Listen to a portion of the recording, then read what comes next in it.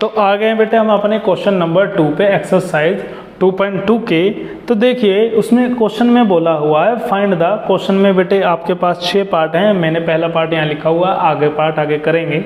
हमने बोला पहले क्वेश्चन हमने पढ़ना है, find a quadratic polynomial each with the given numbers as the sum and product of its zero respectively. ये जो नीचे हैं बेटे ये आपका सम ऑफ जीरोज है, ये आपका प्रोडक्ट ऑफ जीरोज है, इनकी मदद से आपने क्या करना है बेटे, वो पॉलिनोमियल निकालना है। ठीक है बेटे, आपके पास 2 मेथड हैं। कैसे मेथड हैं? 2 मेथड हैं, आपको जोन सा ठीक लगे बेटे वो आप कर सकते हैं। मेथड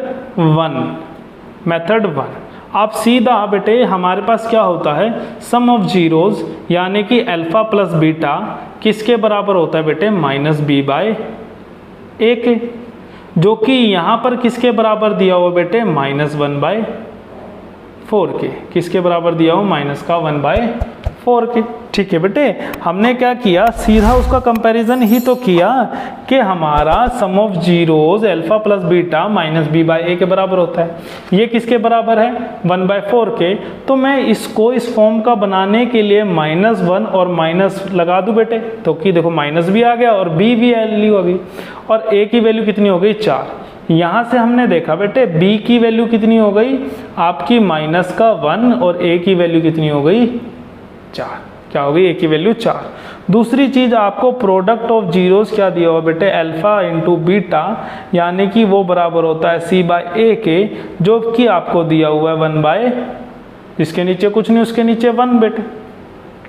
ठीक है, अब एक चीज देखिए बेटे, यहाँ से तो हमारी c की वैल्यू तो आ सकती थी, पर a की वैल्यू देखियो यहाँ पर 1 है, यहाँ पर कितनी है, 4। ऐसा तो नहीं हो सकता एक ही पॉलिनोमियल है, a की वैल्यू 4 हो, एक जगह 1 हो।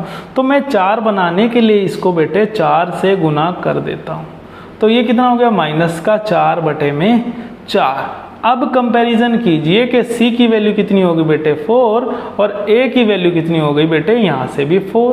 तो हमारी स्टैंडर्ड फॉर्म क्या थी बेटे, स्टैंडर्ड फॉर्म थी ax² plus bx plus c equals to 0 थी।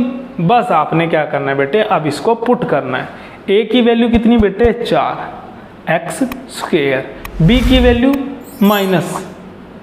-x, ठीक है, क्योंकि बेटे -1 था, और c की वैल्यू बेटे कितनी, ये भी कितनी होगी आपकी -4। ठीक है, देखिए क्या आया, a की वैल्यू x तो 4, तो 4x², b की वैल्यू -1 तो -1x, और c की वैल्यू -4, जो कि आपका बेटे पॉलिनोमियल गिवन आपको जो फाइंड आउट करना था रिक्वायर्ड पॉलिनोमियल वो आ गया।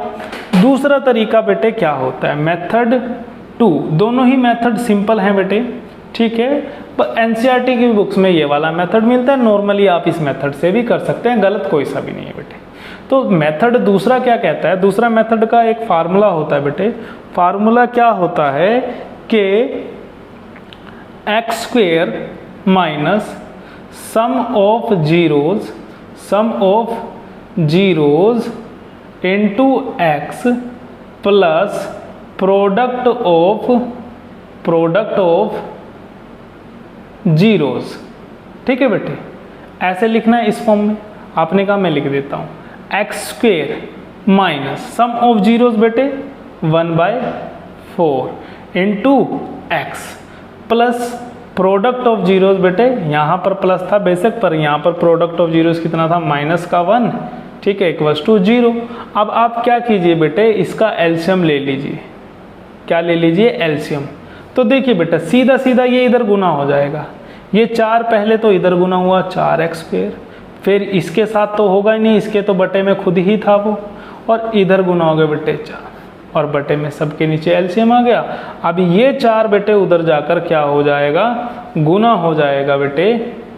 ठीक है, तो कितना हो गया, 4 गुना में 0, तो आपका रिक्वायर्ड पॉलिनोमियल कितना आ गया, 4x² minus x minus 4 equals to 0। तो देखिए दोनों तरफ से ही सेम आया। आप कोई से भी मेथड से कर सकते हैं। अगर आप इसको थोड़ा सा और डीपली करना चाहते हैं बेटे, यहाँ पर k से भी इसकी क्या गुना की जाती है, k एक इंटीजर होता है बेटे, क्योंकि आपका यहाँ पर एक इंटीजर होता है जिससे ये दोनों वैल्यू कटी होंगी बेटे। ठीक है, उसलिए हम k लगाते हैं, और वो k भी इक्वल्स टू में 0 में चला जाता है। इससे ये क्या आ जाता है, आंसर आंसर हमारा। तो मेथड 1 भी सिंपल सा है बेटे, मेथड 2 भी सिंपल सा है आपका, जौन सा आपको ठीक लगे बेटे वो आप कर सकते हैं। मैं आपको सारे ही क्वेश्चन दोनों मेथड से करवाऊंगा। ठीक है बेटे, अगले पार्ट को देखते हैं।